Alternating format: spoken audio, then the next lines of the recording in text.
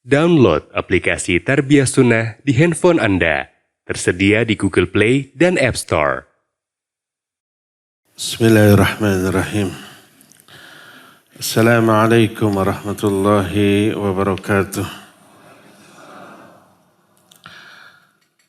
Alhamdulillahilladzi ba'atha fil ummiyina rasulan minhum yatlu alaihim ayatihi wa yuzakkihim wa yu'allimuhumul kitaba wal hikmah wa in kanu min qablu lafi dhalalin mubin. Wa asyhadu an la ilaha illallah al-malikul haqqul mubin. Wa asyhadu anna Muhammadan abduhu wa rasuluh sadiqul wa'dil amin. Wassalatu wassalamu ala asyrafil anbiya'i wal mursalin wa ala alihi wa ashabihi ajma'in wa man tabi'ahum bi ihsanin ila yaumiddin wa ba'd. Ikhwati fillah, azanillah wa iyyakum. Baik hadirin jamaah Masjid Mu'adz bin Jabal di daerah mana ya teh? Jati Asih? Bogor belah.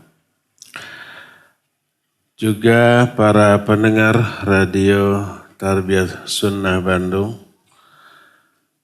juga pendengar radio Roja tapi live delay nanti, tapi kita sapa. Pemirsa beberapa stasiun TV dan para netizen, kita kembali berjumpa yang kedua kalinya. Saya pernah ke sini tapi belum begini. Mungkin 10 tahun yang lalu kira-kira. Wallahu a'lam. Nah, tema yang kita angkat bertemakan horor. Berita dari alam kubur. Itu permintaan panitia. Karena konon katanya saya kalau membahas materi horor itu mengerikan. Padahal saya tidak merasa demikian. Tapi ya kita ikuti permintaan panitia. Daripada ribut.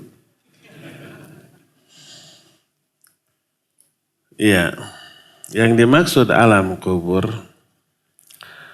adalah alam barzakh. Alam gaib. Di mana itu teh? Duka teh nggak tahu di mana. Kenapa? Karena itu termasuk alam gaib. Karena alam gaib kita tidak tahu di mana letaknya, bagaimana keadaannya. Dan itu alam pemisah antara alam dunia dan alam akhirat. Karena alam kubur adalah alam pemisah, maka disebut dengan sebutan alam barzakh. Allah menyatakan wa min waraihim barzakhun ila yaumi yub'atsun. Di belakang mereka ada alam barzakh. Sampai nanti mereka dibangkitkan pada hari kiamat. Karena, kenapa ini? Tong diuprak-oprek atuh.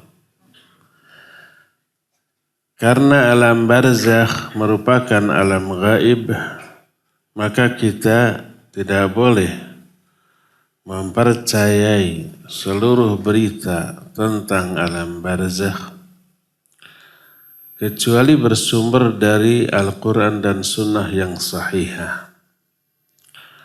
Karena tak ada yang mengetahui perkara yang gaib kecuali Allah. Allah menyatakan alimul ghaibi fala yudhiru ala ghaibihi ahadan illa man irtadha min rasulin. Allah lah yang mengetahui perkara gaib. Ini surah Jin. Dan Allah tidak memberitahukan perkara gaib ini kepada siapapun kecuali kepada Rasul yang diridhoinya. Karena itulah Rasul SAW juga termasuk salah satu sumber berita tentang perkara-perkara gaib. Selain dari Allah dan Rasulnya tidak boleh kita percayai. Karena itulah disebut alam barzakh, alam gaib yang bernama alam barzakh, kadang disebut juga alam kubur. Kenapa? Karena umumnya orang yang mati dikuburkan. Umumnya. Walaupun tidak semua yang mati dikuburkan. Ada yang matinya dibakar. Ada yang matinya dimakan oleh binatang buas, oleh ikan di lautan, atau mati di tempat sepi, nggak ada orang tahu, membusuk begitu saja sampai musnah, dimakan oleh bakteri pembusuk, atau yang diawetkan, yang dimumikan, tidak dikuburkan. Walaupun tidak dikuburkan, mereka tetap masuk alam barzakh. Oleh karena itu tidak bisa untuk menghindarkan alam kubur lalu diantisipasi mayatnya tidak dikuburkan. Dikuburkan atau tidak, tetap orang itu akan masuk ke alam barzakh, baik rohnya ataupun jasadnya. Bukankah jasadnya tidak dikuburkan? Iya, mudah bagi Allah mengembalikan mereka ke alam kubur.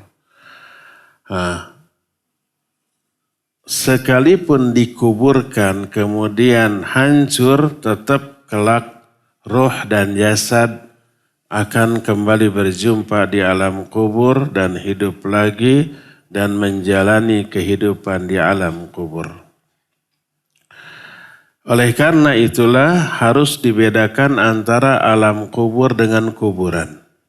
Kalau kuburan itu alam nyata. Karena kita yang bikin, kita yang menggali. Bisa kita rubah, bisa kita pindah. Ada kuburan yang kemudian berubah menjadi mall, menjadi apartemen, menjadi hotel, menjadi bangunan lain. Ya banyak. Kemudian mayatnya dipindah ke tempat lain. Itu kuburan. Kuburan bisa kita intervensi. Kuburan bisa kita rubah. Kuburan alam nyata. Maka antara kuburan dengan alam kubur dua hal yang berbeda. Karena itu kalau membuktikan alam kubur hanya dengan melihat kuburan, keliru besar. Orang-orang yang mengingkari adanya azab kubur hanya karena melihat kuburan. Ini ada orang soleh, kata hadis, orang soleh itu di alam kuburnya nanti meluas seluas sejauh mata memandang, dibukakan pintu menuju surga lalu mengalir bertiup angin surga dan aroma wangian surga. Nih kemarin ada orang soleh mati, yuk kita gali. Ternyata nggak ada perubahan, tetap aja 2x1. Akhirnya diingkari, bohong itu penjelasan hadis. Bukan hadisnya yang bohong, dia yang keliru. Mengambil data kuburan untuk mengetahui alam kubur. Nggak nyambung. Sebab kuburan alam nyata, sedangkan alam kubur disebut alam barzakh, itu adalah alam gaib. Bagaimana kondisi di alam kubur? Sekali lagi, karena alam kubur alam barzakh, itu alam gaib, wajib kita merujuk kepada sumber berita yang terpercaya tentang perkara yang gaib, yaitu Al-Quran dan As-Sunnah. Ada beberapa kondisi tentang alam kubur. Pertama, alam kubur itu sangat mengerikan, sangat menakutkan. Mengerikan dan menakutkannya tak ada bandingannya dengan alam dunia ini. Semengerikan apapun kondisi alam dunia, itu tidak akan menyamai kengerian di alam kubur. Sehingga diterangkan dalam beberapa hadis. Di antaranya Hani, kalau Hani di kita nama perempuan ya. Di sana di Arab itu nama laki-laki. Hani Maula Utsman bin Affan radhiyallahu anhu. Pembantunya, hamba sahayanya, kata Hani. Kana Utsman radhiyallahu an idza waqafa ala qabrin baka. Utsman bin Affan itu kalau berdiri di atas kuburan, dia menangis sampai jenggotnya basah. Menunjukkan tangisannya itu bukan sekedar kata orang Bogor mah cari nakdak, bukan. Apa bahasa ini? Cari nakdak itu berkaca-kaca. Tapi pasti air matanya mengalir deras sampai jenggotnya basah. Utsman kalau berdiri di atas kuburan begitu, bukan menginjak kuburannya, bukan. Tapi di sampingnya. Karena nggak boleh menginjak kuburan. Maka ada orang yang berkata, tadhkurul jannata wan nara falat tabki wa tabki min hadha. Engkau mengingat surga, mengingat neraka, nggak pernah nangis. Tapi engkau nangis karena berdiri di atas kuburan. Apa kata Utsman? Inna Rasul alaihi salatu wassalam qal. Innal qabr awwalu manzilatin min manazilil akhirah. Fa in naja minhu fama ba'dahu aisaru min. Wa illam yanju minhu fama ba'dahu asyaddu minhu. Karena aku pernah mendengar Rasul SAW bersabda, sesungguhnya alam kubur salah satu fase di antara fase-fase menuju akhirat. Siapa yang selamat dari alam kubur, selamat bisa menjawab fitnah kubur, selamat dari azab kubur, memperoleh nikmat kubur, maka proses selanjutnya lebih mudah dari dia. Siapa yang selamat dari azab kubur, dia akan selamat dari api neraka. Tapi siapa orang yang tidak selamat dari alam kubur, proses selanjutnya lebih berat dan lebih dahsyat daripada dia. Lalu dia melanjutkan, Rasul SAW pun bersabda, ma ra'aitu manzaran qat illa al-qabru afda'u minhu. Aku tidak pernah melihat satu pemandangan pun kecuali alam kubur jauh lebih mengerikan lagi daripada apapun yang pernah ada di dunia. Hadis ini sahih diriwayatkan oleh Imam At-Tirmidzi dan juga Imam Ibnu Majah serta Syekh Al-Albani dalam kitab Ta'liq alal Mishkat Masyabih menyatakan hadis ini sanadnya hasan, sebagaimana yang juga beliau terangkan dalam kitab Sahih Al-Jami'us Shaghir. Karena itulah diceritakan dalam riwayat ini dari Al-Bara' bin Azib radhiyallahu anhuma, riwayat Imam Ahmad At-Tirmidzi dengan sanad yang sahih, apabila orang mukmin masuk ke alam kubur bisa menjawab pertanyaan, lalu diperlihatkan kepada orang mukmin ini surga. Salah satu nikmat kubur, salah satunya ini, bukan satu-satunya. Di alam kubur diperlihatkan surga tempat dia tinggal. Dikatakan oleh para malaikat itu tuh tempat tinggalmu nanti di akhirat. Maka melihat itu di sana ada istana yang sangat megah dengan pelayan-pelayan yang Al-Quran menyatakan idza ra'aitahum hasibtahum lu'lu'an mansura. Kalau engkau melihat mereka, melihat pelayan-pelayannya aja, itu ibarat mutiara-mutiara yang berseliweran. Baru pelayan surganya, apalagi yang dilayaninya yaitu ahli surga. Ada perhiasan yang tak ternilai, berlian, emas dan seterusnya, makanan, minuman, dan istri-istrinya dari kalangan bidadari surga. Diperlihatkan semuanya.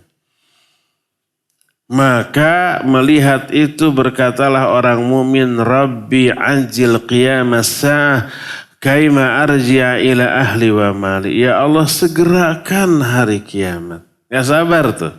Agar aku cepat bisa kembali menemui keluargaku dan hartaku di surga. Itulah doa orang-orang mukmin di alam kubur setelah melihat surga. Adapun orang kafir atau orang fajir diperlihatkan neraka. Dengan seabrek kengeriannya dan azabnya, melihat begitu mereka takut lalu berdoa, Rabbi la tuqimis sa'ah. Ya Allah, jangan jadikan kiamat.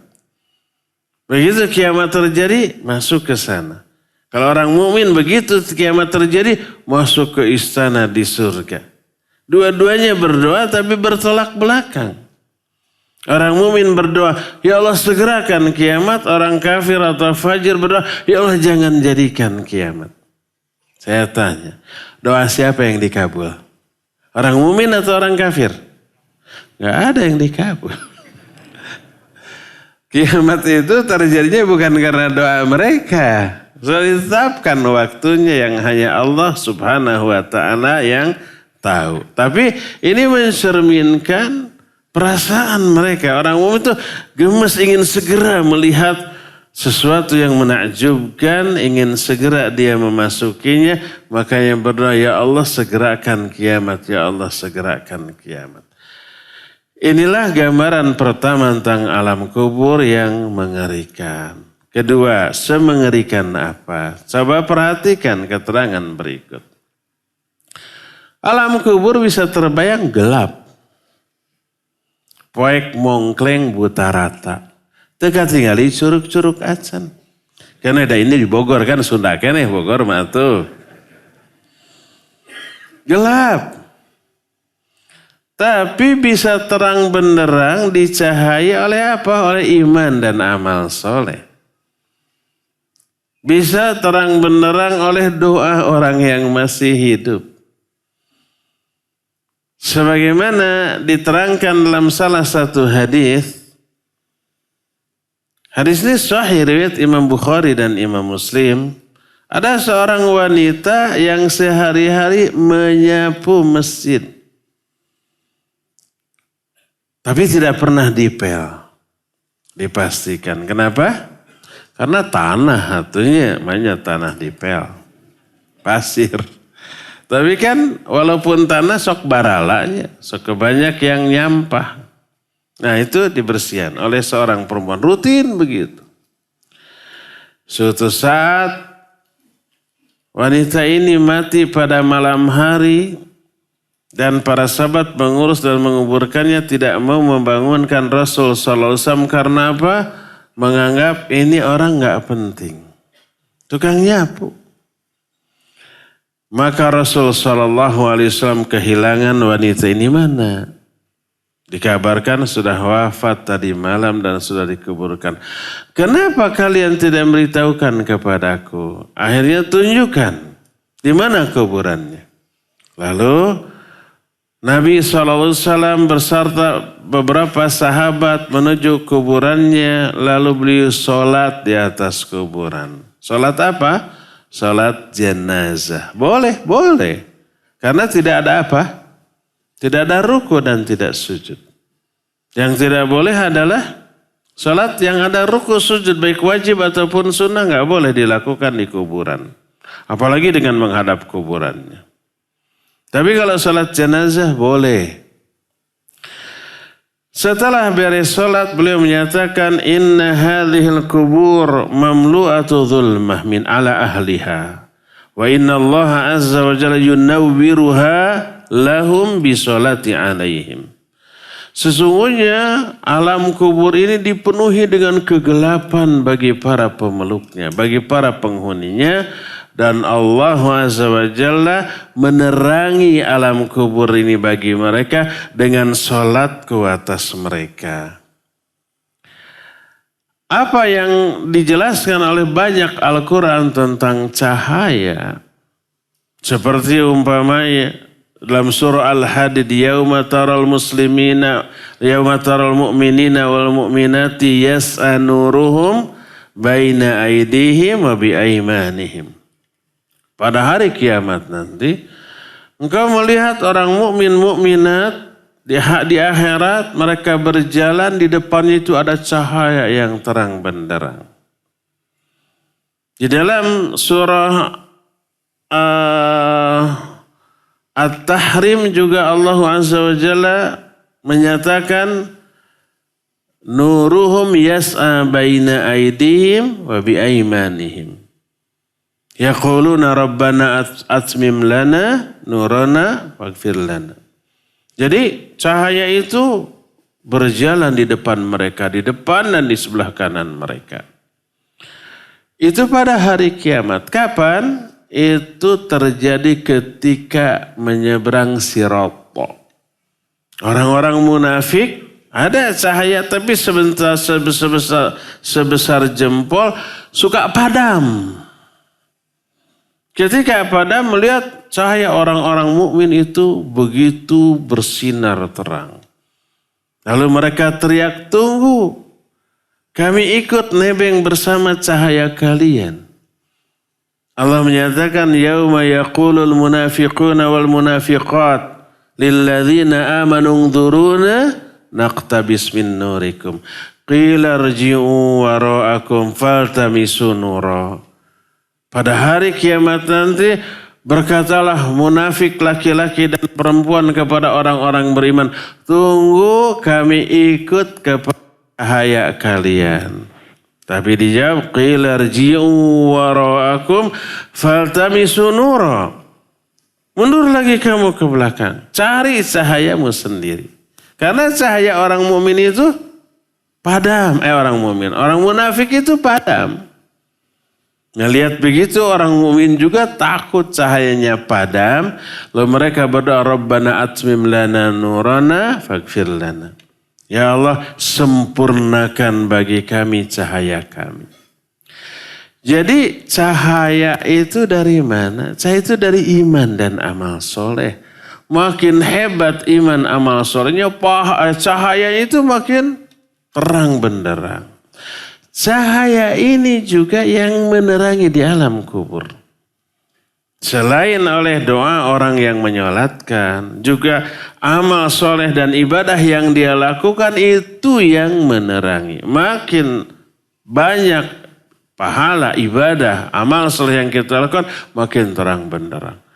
Tapi kalau makin sedikit, apalagi tidak melakukan ibadah dan amal soleh, tetaplah alam kubur itu menjadi alam yang sangat gelap bagi orang-orang yang menghuni di sana.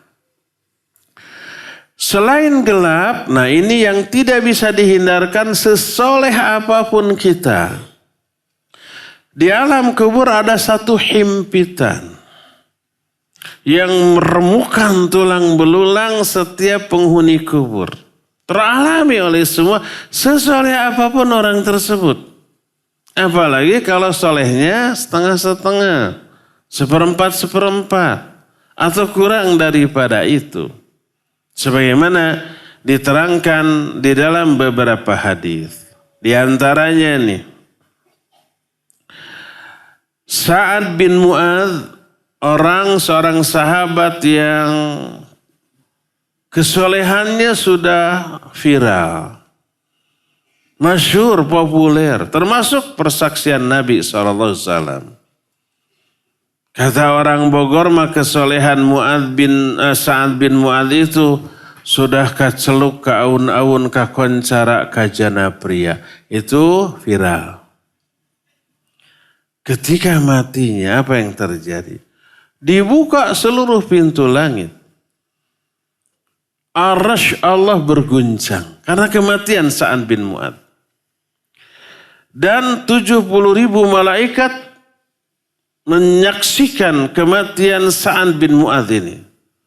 Sebagaimana dalam hadis yang diriwayatkan dari Ibnu Umar radhiyallahu anhuma, Dalam Sunan At-Tirmidzi berkata Rasul sallallahu alaihi wasallam, "Hadzal ladzi taharraka lahul 'arsy wa futihat lahu abwabus sama wa syahidahu sab'una alfa minal malaikah laqad dhumma dhammatan thumma furija anhu." Ini orang yang kematiannya menyebabkan arsy Allah berguncang. Dibukakan seluruh pintu-pintu langit. Disaksikan oleh 70.000 malaikat. Tapi di alam kuburnya dia mengalami satu himpitan yang dahsyat. Yang meremukkan seluruh tulang belulangnya. Kemudian dilepaskannya kembali. Hadis ini sanadnya sahih berdasarkan syarat sahih Muslim. Sebagaimana dijelaskan dalam kitab Ta'liq terhadap Mishkatul Masabih. Dalam hadis lain diriwayatkan oleh Imam Ahmad dalam kitab Musnadnya, masih dari Ibnu Umar radhiyallahu anhuma. Berkata Rasulullah alaihi salatu wasallam, "Inna lil qabr dhaqatan, law kana ahadun najian minha la naja Sa'ad bin Mu'adz." Sesungguhnya di alam kubur itu ada satu himpitan. Himpitan yang menggencet tubuhnya sampai remuk. Sakit enggak? Bingit sakitnya. Jangankan sampai remuk. Kita kegencet sedikit saja sampai retak umpel. Waduh sudah enggak bisa jalan kita. Ini sampai remuk. Di alam kubur itu ada satu himpitan. Seandainya ada seseorang yang layak selamat dari himpitan itu, niscaya yang selamat ini adalah Sa'ad bin Mu'adz. Saking solehnya. Tapi ternyata Sa'ad juga tidak selamat. Lebih rinci diterangkan dalam hadis riwayat Imam At-Tabrani diterima dari Ibnu Abbas radhiyallahu anhuma. Rasul sallallahu alaihi wasallam menyatakan, "Lau naja ahadun min dhammatil qabr la naja Sa'ad bin Mu'adz laqad dhamma dhammatan thumma ruqiya anhu." Seandainya ada seseorang yang layak selamat dari himpitan alam kubur, niscaya yang selamat ini Sa'ad bin Mu'adz. Ternyata Sa'ad pun digencet dengan satu gencetan. Tapi kemudian setelah itu dilepaskan kembali. Apakah termasuk juga anak kecil yang mati ketika bayi? Iya. Bayi juga mengalami himpitan. Padahal nggak punya dosa apa-apa. Sebagaimana diterangkan dalam hadis riwayat Imam At-Tabrani diterima dari Abu Ayyub Al-Ansari dengan sanad yang sahih. Juga diterima dari Anas bahwa Rasul sallallahu alaihi wasallam suatu saat mensalatkan seorang bayi yang mati ketika masih bayi. Belum tahu apa-apa. Belum ada dosa. Bahkan belum tahu apa itu dosa. Disalatkan. Setelah itu Rasul sallallahu alaihi wasallam menyatakan, "Lau aflata ahadun min dhammatil qabr lanaja hadzal sabi." Seandainya ada orang yang layak selamat dari himpitan di alam kubur, niscaya bayi inilah yang akan selamat. Karena enggak punya dosa. Tapi ternyata bayi ini pun tidak selamat dari himpitan di alam kubur. Apalagi yang banyak dosa. Jadi siap-siap ikhwan akhwat, dihimpit sampai remuk tulang belulang kita di alam kubur, dan mau tidak mau itu akan kita alami. Ngeri enggak? Ya bingit lah. Apa faidah atau hikmah di balik himpitan sampai orang soleh pun mengalaminya? Jangan ada yang bertanya nanti. Saya jawab sekarang. Apakah Nabi kena himpitan ini? Saya jawab sekarang, nggak tahu, nggak ada keterangan tentang hal itu. Jangan ada pertanyaan lagi, sudah saya jawab. Penderitaan yang dialami orang di alam kubur berupa himpitan di alam kubur. Taubahnya dengan penderitaan yang dialami ketika sakaratul maut. Mestinya kita tuh bicaranya dari proses kematian dulu, ini langsung ke alam kubur, panitianya nggak sabar. Jangankan orang biasa, Nabi SAW ketika sakarat itu mengalami penderitaan 2 kali lipat daripada umumnya orang. Orang-orang soleh semua mengalami penderitaan dahsyat. Kapan? Ketika sakaratul maut. Karena itu yang selalu kita hindarkan. Allah menyatakan, وَجَاءَتْ سَكْرَةُ الْمَوْتِ بِالْحَقِّ ذَلِكَ مَا كُنْتَ مِنْهُ تَحِيدٌ. Akan datang sakaratul maut. Akan, tapi diungkapkan dengan wajaat sakratul maut. Dengan fi'il madhi. Fi'il madhi itu past tense. Kata kerja bentuk lampau. Sudah terjadi. Padahal belum terjadi. Akan nanti, akan dialaminya ketika kita sakaratul maut. Tapi diungkapkan dengan fi'il madhi. Maknanya pasti. Seolah-olah ini sudah terjadi karena saking pastinya. Padahal belum terjadi. Wajat sakaratul maut. Pasti akan datang sakaratul maut. Bilhaq. Dengan sebenarnya. Dzalika ma kunta minhu tahid. Itu hal yang selalu kalian hindarkan. Termasuk orang soleh? Iya, termasuk orang soleh. Imam Al-Qurtubi menukil sebuah riwayat tentang Amr bin As radhiyallahu anhu. Suatu saat sakarat. Kata anaknya, wahai bapakku, waktu engkau masih hidup sehat, engkau pernah berkata, aku ingin menemui orang soleh cerdas sakarat. Aku ingin bertanya, apa yang kamu rasakan saat itu? Ingin tahu gimana dahsyatnya sakaratul maut. Nah, Bapak, sekarang engkau dalam keadaan seperti itu. Orang soleh, cerdas, sakaratul maut. Beritahukan kepada kami apa yang kau rasakan. Apa kata Amr bin As? Wahai anakku, ketika aku bernafas, seolah-olah aku menghisap ribuan jarum-jarum beracun ke dalam dadaku. Dan seluruh tubuhku dari mulai kaki sampai kepala seolah-olah ditusuk-tusuk dengan besi panas yang tajam. Menjelang kematiannya begitu. Dan banyak lagi baik para sahabat, para ulama yang ketika sakarat begitu hebat menderita. Termasuk Rasul sallallahu alaihi wasallam. Kata Aisyah radhiyallahu anha, di hadapan beliau itu ada sewadah air, beliau masukkan ke tangannya ke air lalu diusapkan ke wajahnya sambil berkata, La ilaha illallah inna lil mauti sakarat. La ilaha illallah, sungguhnya maut itu ada sakaratnya. Menderita. Kenapa menderita? Nah, ini kasih sayang Allah. Syekhul Islam Ibn Taimiyah dalam kitab Ahkamu Usatil Mu'minin menjelaskan seluruh penderitaan yang dialami oleh manusia, baik di alam dunia ketika masih sehat, termasuk sakaratul maut, termasuk penderitaan di alam kubur, termasuk penderitaan di alam mahsyar ketika dihisab, semua penderitaan itu mengurangi dosa. Bagi orang yang punya dosa. Bagi orang yang tidak punya dosa, penderitaan itu menambah derajat, ketinggian derajat dan melahirkan pahala. Ada enggak orang menderita padahal dia tidak berdosa? Banyak, seperti bayi. Ada bayi yang sebelum matinya menderita? Ada. Sakit, menjerit-jerit, nangis-nangis gitu. Kemudian mati karena ada penyakit tertentu yang menggerogotinya. Terlihat ekspresi penderitaan si bayi ini. Ada bayi yang matinya biasa saja. Tidak terlihat dulu penderitaan.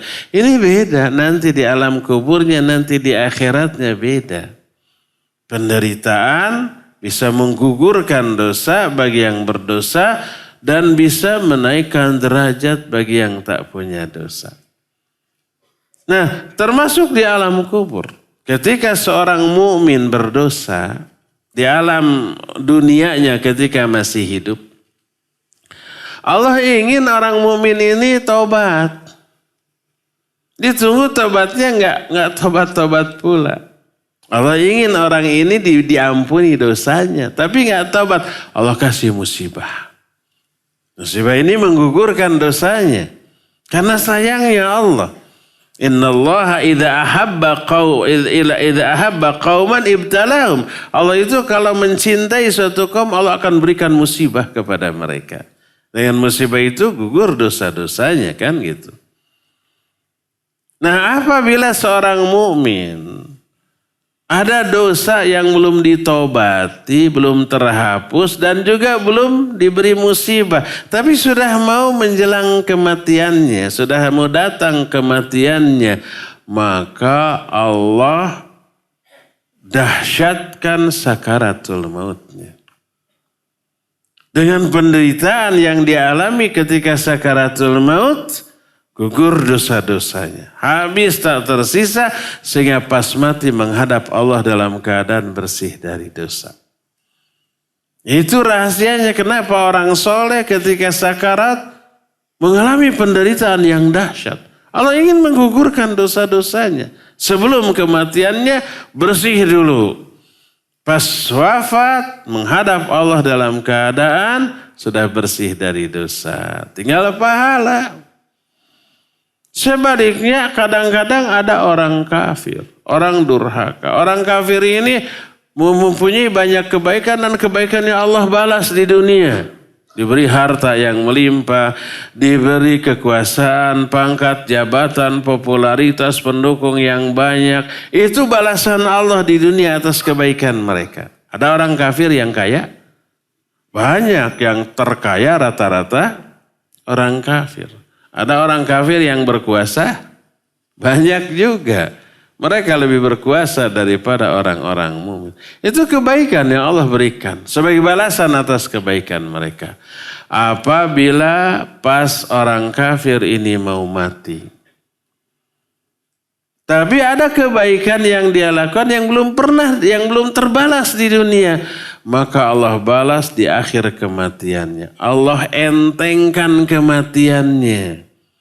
Tidak diberikan penderitaan. Itu balasan atas kebaikan yang tersisa. Sehingga kelihatan dia mati dalam keadaan tenang. Habis kebaikannya tak ada yang tersisa. Sehingga dia menghadap Allah di akhirat tanpa membawa kebaikan sedikit pun. Karena enak, tenang, lalu ditulis di nisannya RIP. Rest in peace. Istirahat dalam damai. Disangkanya istirahat di sana padahal babak belur. Termasuk himpitan di alam kubur itu kasih sayang Allah.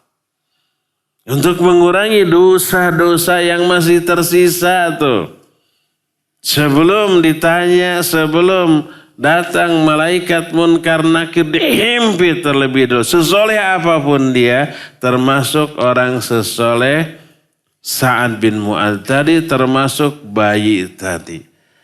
Jadi salah satu di antara hikmahnya penderitaan di alam kubur dalam bentuk impitan itu adalah menggugurkan atau mengurangi dosa-dosa kita. Inilah poin kedua yang terjadi sebagai kengerian di alam kubur, berita yang berasal dari alam kubur yaitu adanya himpitan. Ketiga, ada yang disebut dengan fitnah kubur. Fitnah kubur juga mengerikan. Termasuk yang dialami oleh orang mukmin. Apa itu fitnah kubur? Fitnah kubur berupa pertanyaan di alam kubur. Yang ditanyakan 3 dalam satu riwayat. Riwayat lain 4.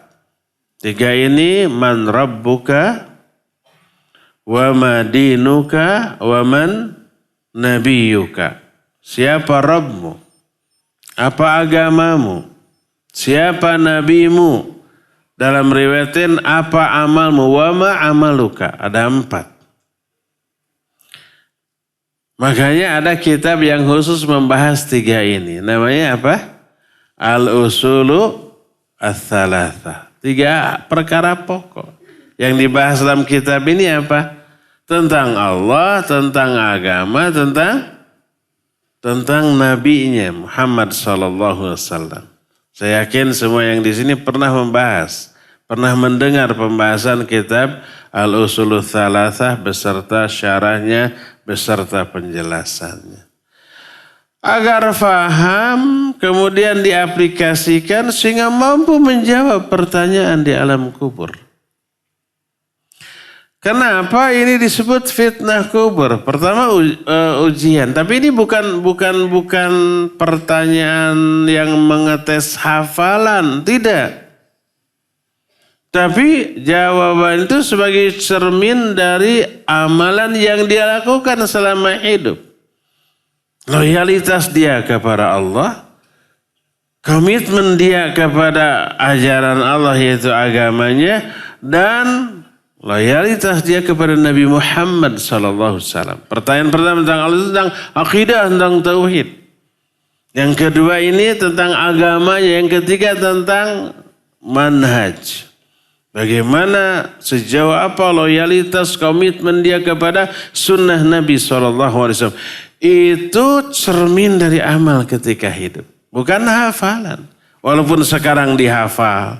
Anak TK juga sudah hafal. Ketika ditanya man rabbuka, dijawab Rabbi Allah. Wa ma dinuka, dijawab Nabi dinil Islam. Wa man nabiyuka, Nabi Muhammad SAW. Gampang, cuma 3 poin. Tapi bukan tes hafalan. Walaupun hafal, tapi selama hidup akidahnya, tauhidnya rusak. Bercampur syirik, bercampur kufur.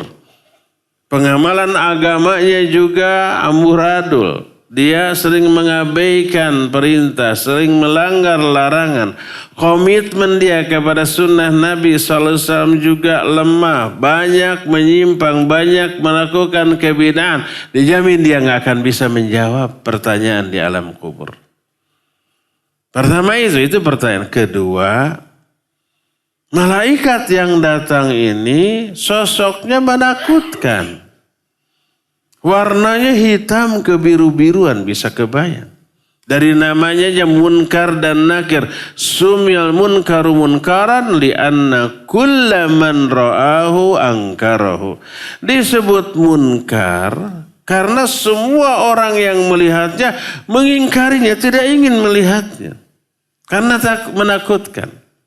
Nakir maknanya sama. Munkar dalam bahasa Arab disebut isim maf'ul, nakir itu disebut isim fa'il. Kalau fa'il itu artinya subjek, pelaku. Kalau isim maf'ul disebut objek. Ya. Tapi seringkali isim fa'il dengan makna isim maf'ul. Lafadznya pelaku tapi maknanya objek. Seperti ar-rajim. Maknanya bukan yang merajam tapi yang dirajam. Bukan yang melaknat tapi yang dilanat. A'udzubillahi minasyaitonir rajim. Al-Masihid Dajjal. Al-Masih itu isim fa'il tapi maknanya mamsuh, yang terhapus salah satu di antara matanya. Al-Qatil Ad-Dabih. Qatil bukan pembunuh tapi yang dibunuh. Adzabih bukan yang menyembelih tapi yang disembelih. Nah, yang bentuknya isim fa'il tapi maknanya isim maf'ul banyak. Termasuk nakir. Isim fa'il tapi dengan makna isim maf'ul. Baik munkar ataupun nakir maknanya sama. Sesuatu yang diingkari, tidak ingin dilihat, tidak ingin ditemui. Saking menakutkannya. Sehingga dijelaskan dalam hadis yang diriwayatkan oleh Imam At-Tirmidzi, Rasul sallallahu alaihi wasallam bersabda, "Idza qubiral mayyitu aw qala ahadukum atahu malakan aswadan azraqan yuqalu li ahadihima al-munkar wal akhar an-nakir." Apabila mayit sudah dikuburkan atau dalam riwayat salah seorang di antara kalian sudah dikuburkan, di alam kuburnya datanglah kepadanya 2 malaikat aswadan azraqan. Dua-duanya hitam dan hitam kebiru-biruan. Bisa kebayang. Yang satu disebut munkar, yang satu disebut nakir. Dalam riwayat lain syadidal intihar. Dari Al-Barra bin Azib, fayatihi malakan syadidal intihar fayantahiranihi. Datang dua malaikat yang bentakannya dahsyat. Imam Al-Qurtubi dalam kitab At-Tadhkirah menyatakan, seandainya ada orang di dunia dibentak oleh Munkar dan Nakir, dan ini orang kuat, orang terkuat di muka bumi, dibentak oleh Munkar Nakir, niscaya copotlah sendi-sendi tulangnya saking takutnya.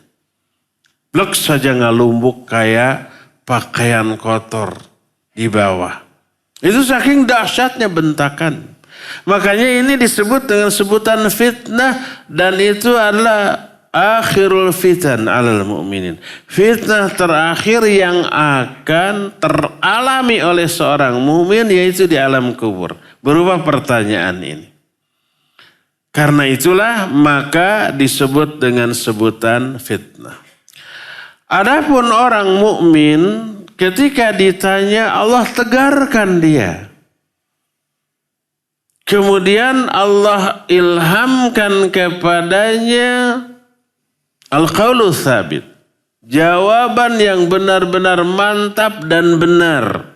Ketika malaikat Munkar Nakir disebut wa yujlisanihi.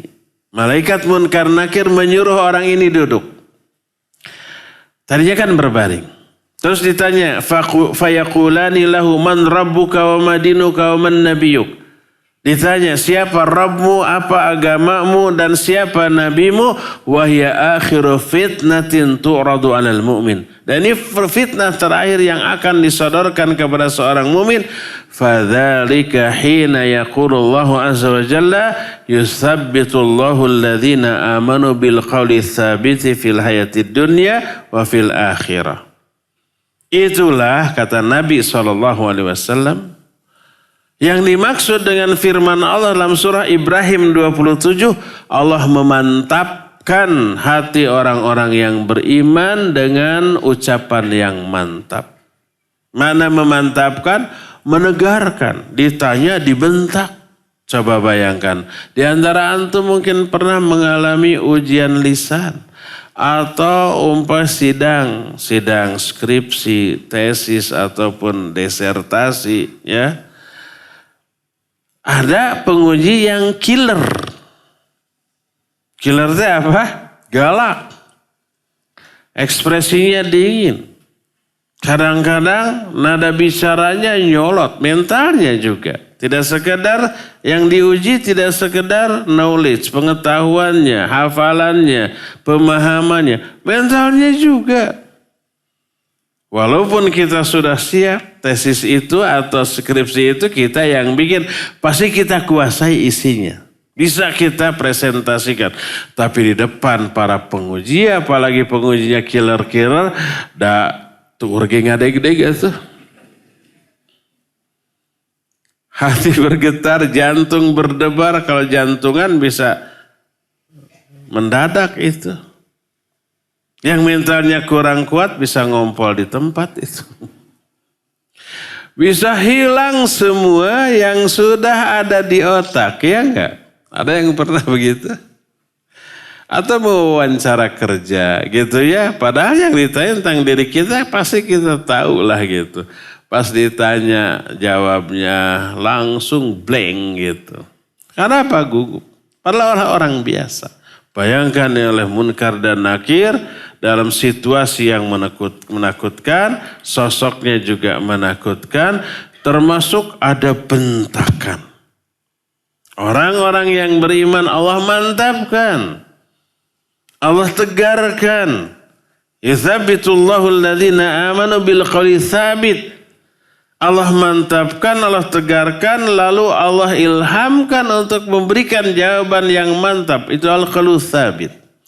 Ayat ini kata Nabi SAW berbicara tentang fitnah kubur.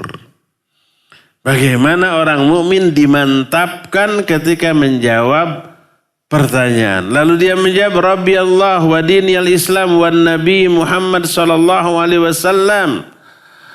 Lalu terdengar suara dari langit. Fayunadi munadim minas sama. Ini jangan diukur oleh akal. Masa kan di alam kubur gak kedengaran loh kalau suara dari langit. Kita yang lebih dengar kan gitu. Itu oleh otak, oleh akal dia. Ini alam gaib. Bagaimana keadaan di sana kita gak tahu. Percaya tidaknya itu cermin iman tidaknya kita kepada perkara gaib yang Allah jelaskan dalam Quran dan hadis yang sahih. Makanya salah satu ciri orang bertakwa adalah alladzina yu'minuna bil ghaib. Orang yang beriman kepada yang gaib.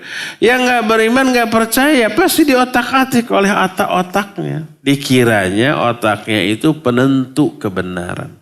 Dikiranya otak itu mampu mengetahui segala hal. Enggak, jangankan untuk urusan alam barzah, alam gaib, untuk urusan alam dunia saja banyak perkara yang kita tidak bisa jangkau dengan akal kita sama sekali. Ada sihir, seperti bentuknya macam-macam santet kayak gitu ya. Itu nggak bisa diotak-atik. Di Bandung itu dulu tahun berapa? 90-an atau 80-an. Pernah ada orang yang dirawat di rumah sakit Hasan Sadikin. Di ronsen, di situ banyak penitik dan paku. Oh ini harus dioperasi, kata dokter. Tapi si keluarga enggak. Ini bukan penyakit sembarangan. Ini kata dokter pasti orang ini tadi nelan penitik dan paku tanpa sadar. Nah, mereka kan rasional ya. Harus dioperasi, diobservasi dulu, dilihat, dirawat. Di ronsen lagi, tadinya yang penitik ini terpisah-pisah, sekarang jadi terhubung, ngantet gitu. Kata keluarganya, apakah tadi, ini kan dalam pengawasan dokter dan perawat, tadi orang ini nyusun dulu penitik, terus ditelan gitu. Taluk sih, dokternya juga sudah taluk gitu. Gak bisa dijangkau dengan akal. Padahal itu masih alam dunia gitu ya. Terlebih kalau menyangkut alam masih di dunia tapi beda alam seperti alam malaikat, alam jin dan seterusnya itu tidak bisa kita jangkau. Maka wajib kita yakini masuk akal atau tidak selama itu bersumber dari wahyu. Nah termasuk ini. Fayunadi munadim minas sama. Kisah yang tadi masih ada lanjutannya tuh. Tapi bukan itu materi kita. Itu nanti lagi. Bisi penasaran nanti lagi. Kisah yang ada penitik tadi. Ada endingnya itu, tapi nanti. Ada suara yang berseru dari langit. Dipastikan nih suara Allah melihat kontennya, melihat isinya. Apa isinya? An sadaqa abdi. Bahwa hambaku ini telah benar dalam menjawab. Terus setelah itu apa? Fa'afrishu minal jannah. Walbisu minal jannah. Waftahu lahu baban ilal jannah. Maka hamparkan bagi orang ini hamparan dari surga. Berikan pakaian kepada orang ini pakaian dari surga. Dan bukakan pintu menuju surga. Dibuka maka bertiup angin surga dan aroma wangian surga. Kayak apa? Gak terbayangkan. Pokoknya sejuk, enak, nyaman, menyenangkan gitulah. Lalu diluaskanlah di alam kuburnya seluas sejauh mata memandang. Tidak sumpek lagi, tidak sempit lagi, tidak gelap lagi, tidak kotor lagi, tapi berubah keadaannya. Dan ini di alam kubur, bukan di kuburan. Nah, ini salah satu di antara bentuk nikmat kubur. Tadi sudah dijelaskan salah satu bentuk nikmat kubur diperlihatkan surga ya. Yang keduanya diluaskan seluas sejauh mata memandang. Yang ketiga ini ada hamparan kasur atau permadani atau apalah yang dari surga yang tidak akan ada yang semewah itu yang ada di dunia, semewah apapun karpet, kasur di dunia, berapa harganya? Ada yang 100 juta? Mungkin ada. Seempuk apa, seenak apa? Gak ada apa-apanya dibanding apa yang dibawa dari surga untuk penghuni alam kubur bagi orang-orang yang beriman. Kasih juga pakaian dari surga. Bukakan pintu menuju surga. Kemudian bertiup anginnya. Lebih sejuk daripada AC. AC kadang-kadang madarat ke orang tertentu, ya enggak? Membikin kulit menjadi kering. Membikin yang tadinya sehat menjadi bersin-bersin terus, flu terus karena cuacanya, karena hawanya terlalu dingin. Ini ada madaratnya kalau di sana enggak.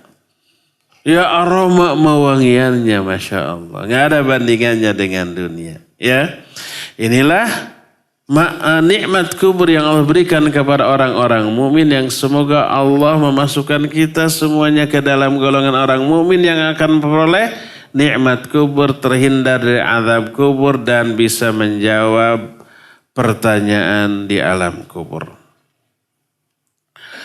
Adapun kalau orang itu orang fajir atau orang durhaka, orang kafir, maka mereka akan menjawab, la adri. Apa? Aku tidak tahu. Ketika ditanya man rabbuka wa ma dinuka wa man nabiyuka, dia bilang, aku tidak tahu. Apa kata malaikat? Malaikat langsung menyatakan, la daraita wa la talauta. Kamu tidak tahu karena dulu kamu tidak pernah membaca, maknanya tidak pernah belajar. Tidak baca Quran Sunnah. Atau tidak mendengarkan kajian Quran Sunnah. Tidak peduli tentang Allah dan syariatnya. Makanya ketika di dunia dia tidak kenal Allah, tidak kenal syariatnya. Kehidupannya itu tunggul dirurut, catang dirumpak. Membabi buta. Semua larangan dilanggar hanya karena menyenangkan. Semua larangan yang Allah larangkan menyenangkan ya. Semua yang Allah perintahkan diabaikan karena berat. Makanya dia jauh hidupnya dari Allah. Jauh dari ilmu. Makanya malaikat menyatakan, la daraita wa la talauta. Kamu enggak tahu karena kamu enggak baca, enggak belajar, enggak menyimak. Fayunadi munadi minas sama'an kadzaba abdi. Maka ada suara dari langit, hambaku ini telah berdusta. Lalu fafrishuhu minan nar walbisuhu minan nar waftahu lahu baban ilan nar. Hamparkan bagi dia hamparan dari api neraka. Pakaikan pakaian dari api neraka. Bukakan pintu menuju api neraka. Akhirnya bertiup angin dari neraka. Ya panasnya gak ketulungan. Ya baunya wah gak ada bandingannya. Itu salah satu di antara bentuk dari azab kubur. Tinggal kita nanti memilih mau bagaimana kondisi kita di alam kubur nanti itu. Mau diluaskan sejauh mata memandang, kemudian dihamparkan hamparan dari surga, pakaian dari surga, dibukakan pintu menuju, mau itu, atau mau yang kedua, dihamparkan dari api neraka, pakai pakaian api neraka, kemudian dibukakan ke pintu menuju neraka, bertiup angin neraka. Tinggal pilih. Pilihan itu kita harus tetapkan sekarang. Kalau memilih ingin memperoleh nikmat kubur, pilih jalan yang kanan. Laksanakan semua perintah Allah. Jauhi semua larangannya. Perintahnya jangan hanya terbatas kepada yang wajib, tapi juga yang sunnah. Lakukan apa yang menjadi moto orang Sunda, termasuk orang Bogor, fardu kalaku, terus sunnah kalampa. Yang fardu dilakukan, yang sunnah juga dilaksanakan. Tulis itu bagus. Jauhi semua yang Allah larang. Jauhi semua yang Allah haramkan. Jauhi semua yang bisa mengundang murka dan azab Allah. Jauhi semua yang bisa menyebabkan kita, naudzubillah, terseret kepada azab kubur. Pilihan ditetapkan dari sekarang beserta jalan yang menuju ke sana. Inilah berita dari alam kubur yang ketiga. Jadi yang pertama ada apa? Gelap, ya enggak? Mengerikan. Terus ada apa tadi? Yang ketiga himpitan. Yang keempatnya ada fitnah kubur. Yang kelimanya yang mengerikan ada azab kubur. Nah sekarang apa saja bentuk-bentuk nikmat kubur dan bentuk-bentuk azab kubur. Ini masih berita tentang alam kubur. Sayang waktunya tinggal 14 menit lagi. Yang tersisa. Itu untuk tanya jawab. Jadi materi yang selanjutnya tentang bentuk-bentuk nikmat kubur dan azab kubur akan dibahas pada pertemuan yang akan datang mungkin oleh ustadz lain di sini. Jadi puas tidak puas, selesai tidak selesai, kita harus akhiri sampai di sini. Dan kita masuki sesi tanya jawab untuk 13 menit waktu yang tersisa. Semoga Allah Azza wa Jalla bisa mempertemukan kita kembali di masa yang akan datang. Wa sallallahu ala nabiyina Muhammadin wa ala alihi wa ashabihi wassalam. Saya persilakan ke pemandu acara untuk memandu tanya jawab dengan peserta. Fadhal. Mencerminkan nantinya kita tuh akan di surga atau di neraka begitu Ustaznya. Kemudian nanti ada lagi alam akhirat atau alam apa yang Al-A'raf. Di tengah-tengah. Iya tengah-tengah. Alam apa namanya kita dihisab. Nah itu kira-kira hikmahnya hisab apa? Karena kan udah dicerminkan di alam kubur tadi. Demikian. Assalamualaikum warahmatullahi wabarakatuh. Waalaikumsalam warahmatullahi. Bukan al-araf atau hisab. Iya, nanti akan ada hisab. Hisabnya ada 3 macam orang dalam menghadapi hisab. Yang pertama ada hisab yang sulit, yang susah. Yang hisabnya susah itu berefek dia akan masuk ke dalam neraka. Yang kedua ada yang hisab tapi mudah. Orang yang hisabnya mudah, dia akan masuk ke dalam surga. Dan yang terakhir, yang terbaik adalah yang masuk surganya tanpa hisab. Semoga Allah minimal memasukkan kita ke dalam golongan orang-orang yang hisab dengan hisab yang mudah. Siapa orang yang akan dihisab dengan hisab yang mudah itu materi lain. Nanti coba adakan tabligh akbar agar kita memperoleh hisab yang mudah. Panjang, 2 jaman ya. Minimal begitu. Syukur-syukur kalau di antara kita ada yang masuk surga tanpa hisab. Itu yang paling utama ya.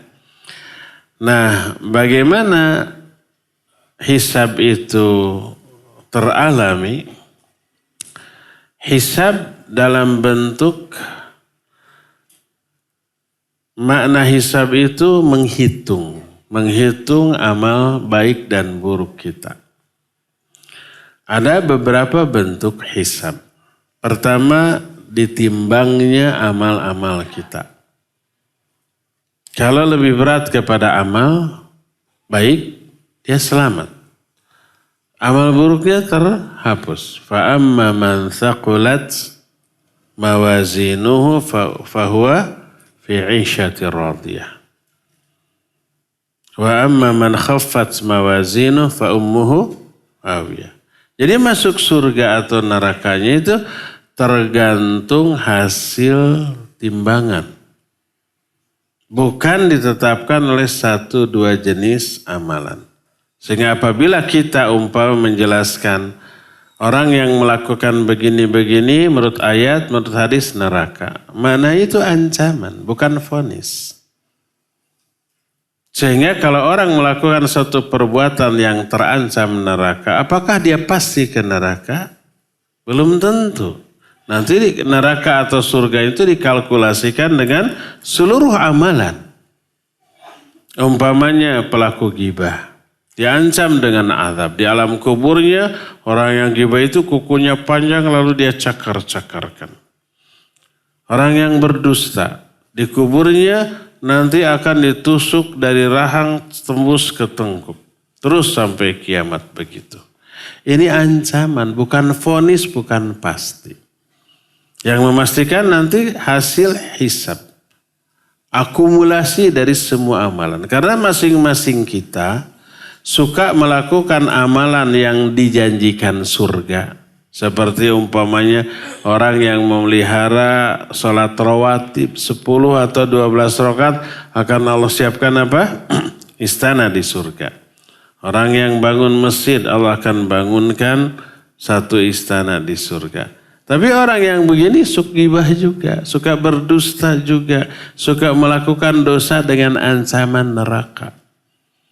Dia suka melakukan amalan dengan janji surga, sekaligus suka melakukan amalan yang terancam dengan neraka. Jadi dia ke surga atau ke neraka? Nanti ditimbang. Oleh karena itulah, maka kalau umpamanya ada orang yang menyatakan, Imam Ibnu Qayyim bahwa bid'ah lebih disukai oleh setan daripada maksiat. Bid'ah itu dosanya lebih besar daripada maksiat. Lalu ada orang ngomong, oh kalau begitu pezina, perampok, pejudi itu lebih baik dari tukang sholawatan. Kan gitunya.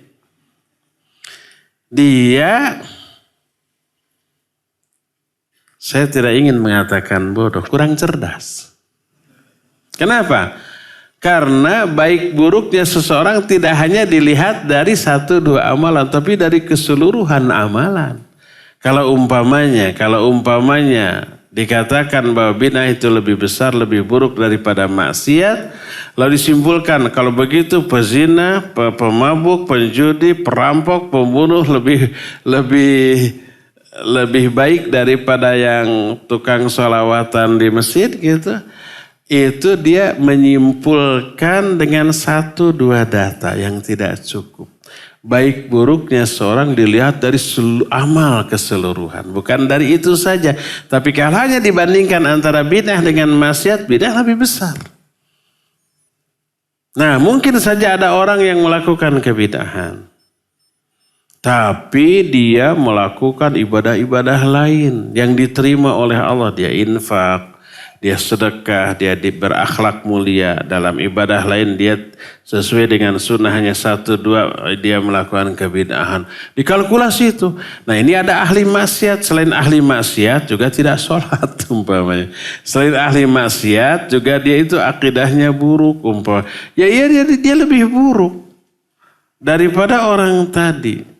Jadi baik buruknya orang tergantung keseluruhan amal, bukan 1-2 amalan.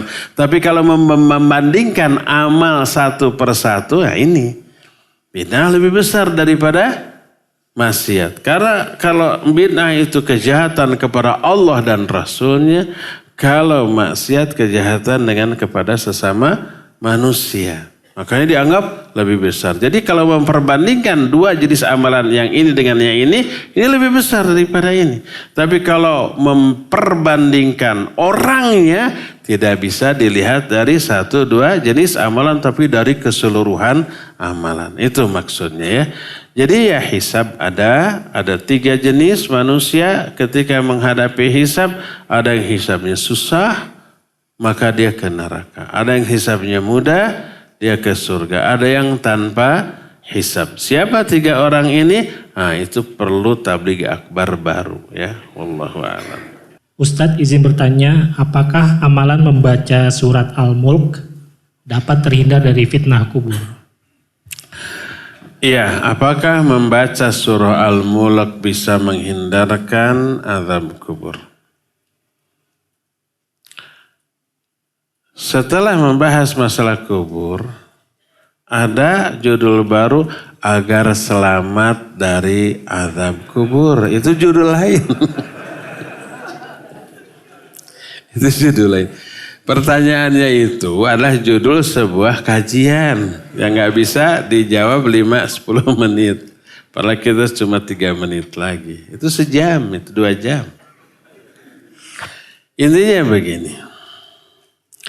Bahwa agar selamat dari azab kubur,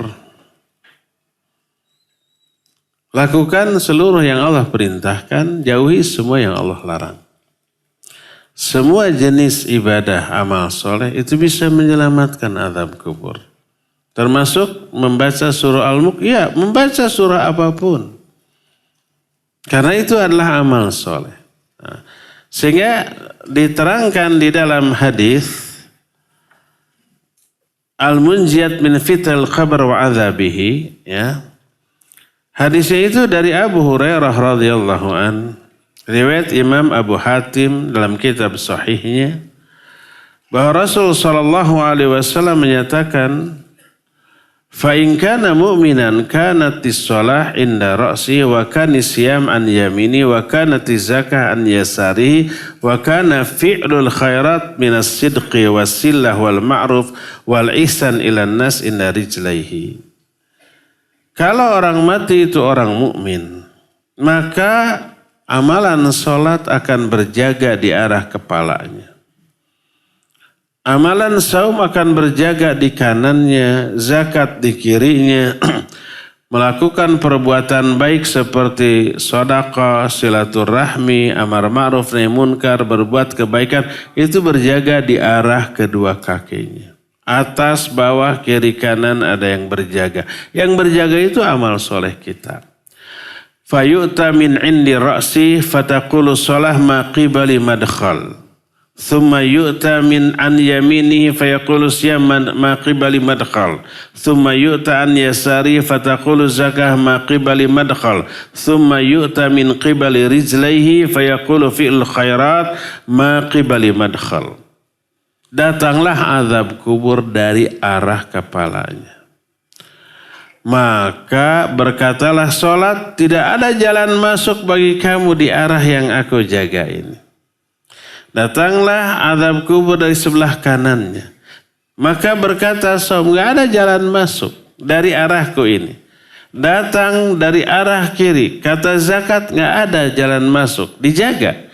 Datang dari arah kakinya, maka semua perbuatan baik dia kepada sama manusia berjaga, gak ada jalan masuk dari arahku ini.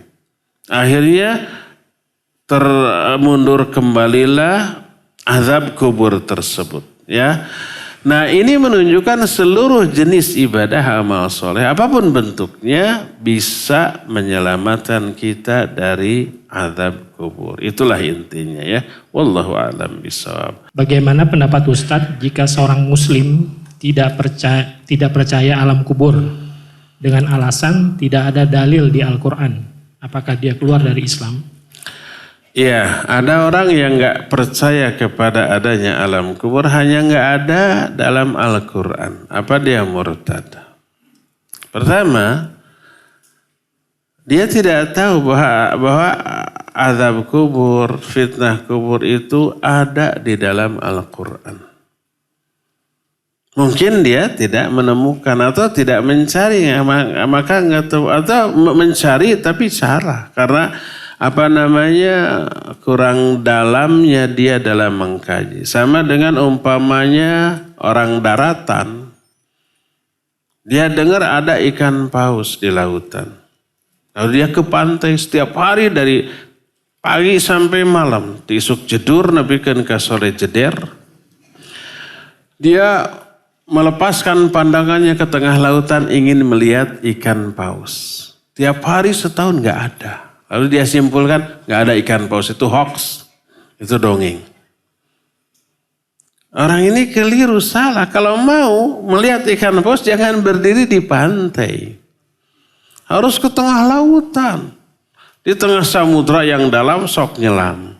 Biasa dia dicaplok sama ikan paus nanti. Baru setelah ada di ikan paus dia percaya betul ikan paus ada di saya kan ada di dalamnya. Kalau hanya di pantai ya nggak bisa. Tadi dia azab kubur, kemudian nikmat kubur, fitnah kubur nggak ada dalam Al-Quran. Nyari nggak? Kalau nyari gimana cara nyarinya?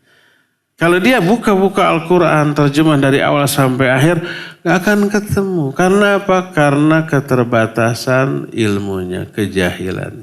Coba bongkar kita para ulama. Para ulama menemukan. Seperti tadi, surah Ibrahim 28. Ya. Terus ada ayat lain tentang Fir'aun. Ya. An-naru yu'raduna 'alaiha ghuduwa wa 'ashiyya. Neraka itu dihembuskan terus ke Fir'aun setiap pagi dan petang. Kapan? Sekarang ketika masih di alam kubur. Terus taqumu sa'adkhilu ala Fir'aun ila asyadil adzab. Nanti pada hari kiamat masukkan Fir'aun dan bala tentaranya itu ke azab yang lebih dahsyat, ke neraka. Ini tentang ayat tentang azab kubur bagi Fir'aun dan bala tentaranya. Ya. Coba perhatikan ayat walanudhiqannahum minal azabil adana dunal azabil akbar. Kami akan timpakan, akan rasakan kepada mereka azab yang lebih rendah, lebih enteng. Sebelum azab yang lebih besar.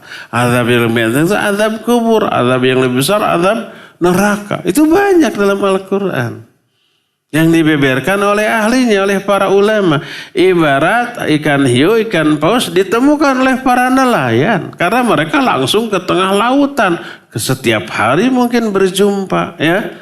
Setiap hari melihat, malah ada kelompok nelayan yang khusus berburu ikan paus. Ini orang daratan di pantai, nggak ada ikan paus, hoax. Iya, karena dia bukan ahlinya, ya. Itu yang pertama, ya. Kedua, hadis tentang alam kubur, tentang azab kubur mencapai mutawatir maknawi, lebih dari 45 hadis sahih dari puluhan sahabat. Kalau mutawatir maknawi ini qat'i, ya. Oleh karena itulah maka kalau ada orang yang mengingkari adanya alam kubur, lihat alasannya. Kalau dia mengingkari ayat dan hadisnya, dia kufur karena pengingkaran kepada ayat dan hadis. Kedua, kalau dia mengakui ayat dan hadis benar, lalu dia takwil kepada makna yang lain, dia tetap mukmin, tapi mukmin yang ahli bid'ah. Tukang takwil itu rata-rata terjerumus ke dalam kebid'ahan dalam masalah akidah, ya. Yang ketiga, kalau dia mengingkari karena kebodohan kayak tadi, dimaklumi dia tetap muslim, tapi muslim bodoh yang melahirkan kebid'ahan dan dosa-dosa besar, ya. Jadi kalau dia menyatakan karena kebodohannya nggak ada alam kubur, dia masih muslim. Tapi kalau ada, ya ini ayat, tapi saya nggak percaya kepada ayat ini. Saya nggak percaya kepada hadis tentang alam kubur. Karena nggak bertolak, karena nggak masuk akal. Dia bisa kufur karena menolak ayat dan hadis yang gamblang menjelaskan masalah itu. Wallahu a'lam. Assalamualaikum Ustadz. Apakah himpitan itu berbeda-beda penderitaan yang berdosa dan yang tidak punya dosa? Himpitan di alam kubur tidak diterangkan berbeda antara yang soleh dengan yang salah. Tadi Sa'ad bin Mu'adz sesoleh itu dapat himpitan. Bayi juga dapat himpitan. Apalagi yang lain-lain, ya. Batasannya sama sampai remuk tulang belulangnya. Jadi sama semua, tidak ada nas yang membedakan.